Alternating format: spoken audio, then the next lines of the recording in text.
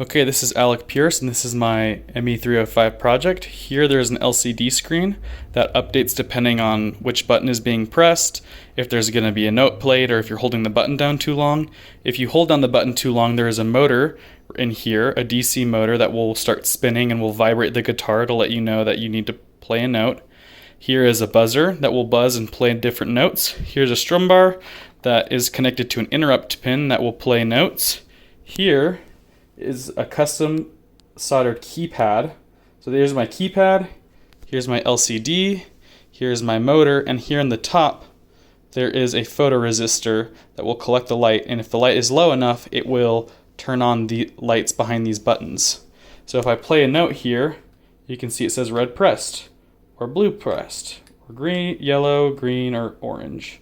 If I hold it down long enough, it'll say play a note, and you can hear inside that there is a motor spinning in there. If we turn off the lights so it's dark enough, you can see that the lights in the buttons will turn on because the photoresistor recognizes that there is low enough light. Okay, so here's the inside. As you can see, it's very messy, lots of wires, but here is my custom printed board. It holds the key switches, and this is a custom soldered keypad. Underneath there are lights in every one of the keys on the front, and that's what makes them light up. The keys are connected, or the lights are connected to this little board, and that's how they connect to the Arduino, or to the ground on the Arduino. Each one of the keys is just wired directly into the Arduino and into ground. Over here, this is the extra.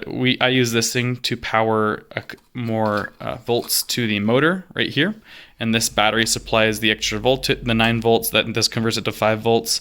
And then underneath, well, here's my LCD. Underneath the LCD, let me see if I can really show you. There is a transistor and a diode, and that is all the circuitry to get this DC motor to work.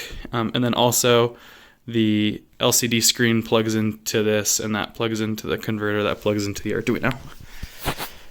And then right here, buried under all these cables, is the buzzer that makes the noise.